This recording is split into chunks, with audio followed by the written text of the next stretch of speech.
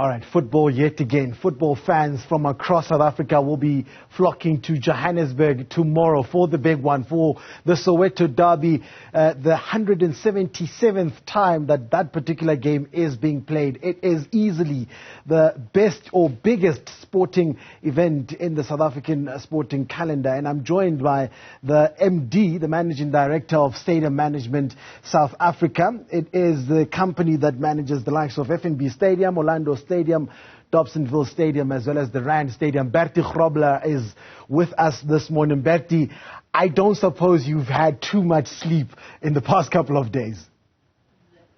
Good morning, Benji. Yeah, but it's positive energy that's flowing. It's always excited to be involved in the biggest sporting event in South Africa, and the week leading up to the event has its pressures, but it's as I say, it's good and it's positive, and we're honored to be involved. Bertie, let's go to ticket sales. Where are we at this point? I was just calculating now, before we went on air, we're just under 65,000 sold for Saturday.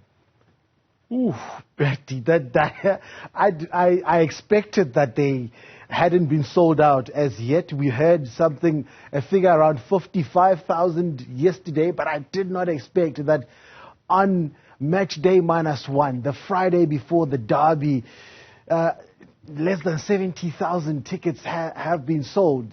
That's a big concern for you as the custodians of the FNB Stadium, isn't it? Yeah, but we had this discussion internally as well, and we need to realize the time of the month. There's not a lot of companies that paid their salaries yet, so I'm confident. As I'm sitting here, I'm confident that we'll have a sold out venue. There's going to be a lot of sales this afternoon and a lot of sales tomorrow. As I said, yeah, I'm confident that I'll face you tomorrow and say it's a sold out venue. So, Bertie, you are confirming right here live on Newzroom Afrika that those fans who still want to get last-minute tickets still have a chance. They can still go to their outlets to try and get the tickets for the Soweto Derby all over South Africa. And they are expected, well, you are expecting a sold-out affair, 90,000 plus supporters inside the FNB Stadium for tomorrow. That means problems for you in particular, though, in terms of, firstly, security and how you're going to be managing the supporters and their expectations, maybe some of them not too happy with their teams. What are some of the measures that stadium management has put to make sure that everybody goes home safely tomorrow? Yes, Benji, as you say, the first and foremost priority always with these mega events is to get the spectators in safely and to get them out safely again. So, again, extensive planning in conjunction with all the stakeholders and role players, inclusive of the South African Police Services, JMPD, and private security companies. So there's a comprehensive plan, detailed plan to deal with this. There's plans to deal with contingency measures.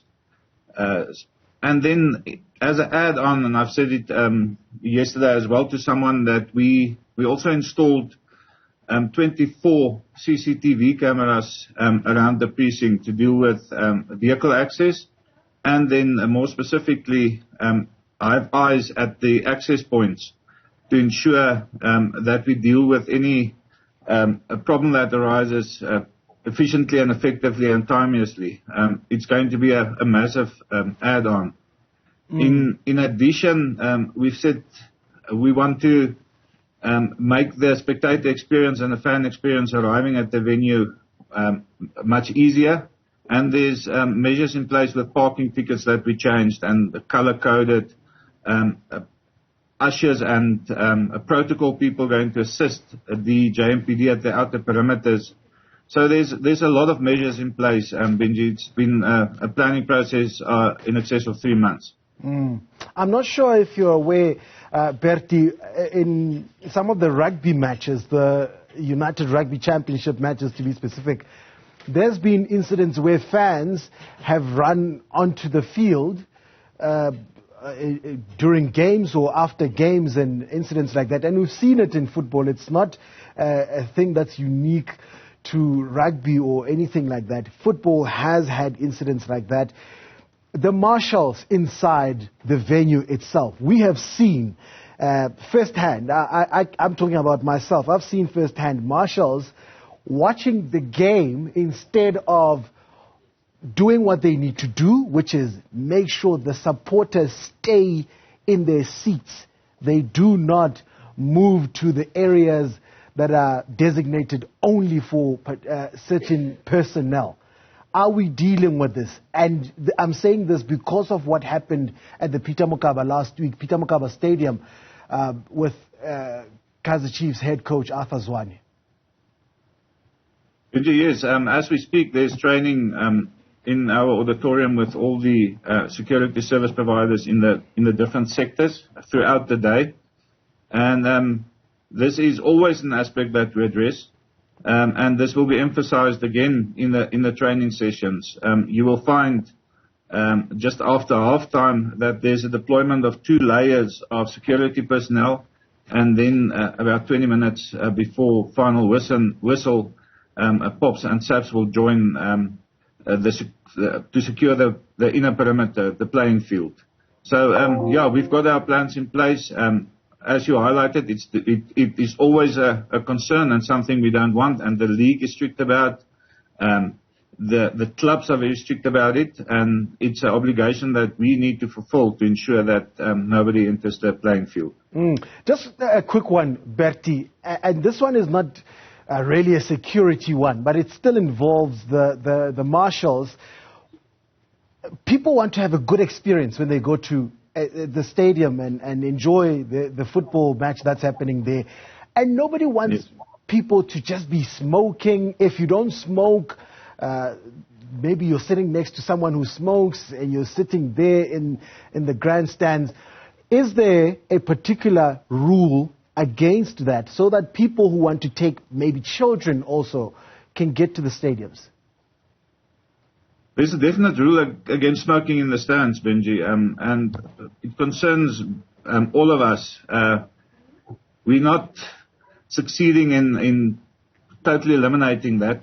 Again, part of the training, and people will be requested, there's designated smoking areas outside of the bowl.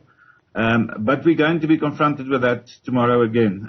And as you say, not really a security issue, but a marshalling issue. The home club, it's the Kaizer Chiefs Derby this time around, and they're also deploying additional marshals to assist with these issues, managing crowd management issues. We've also then it's a second game. It will be in place now. There's a family stand area that's dedicated to families where you can purchase a family package, where there's strict control on no smoking. There's no alcohol allowed there. The home club in that zone, they've got activities for the children. There's a diverse food offering. So I think that's the way we're going to go forward, is to manage certain areas for certain needs and requirements of spectators. But I take your point, and we're going to do our best again to enforce the no smoking rule. All right, Bertie Grobbelaar, thank you so much, and good luck for this weekend. Fans can still buy tickets. That's the breaking news here on Newzroom Afrika. Just over 66,000 tickets sold for the Soweto Derby. I'm still not sure whether I'm going. Perhaps I will. Perhaps I'll be watching on my television set. That's where we leave it.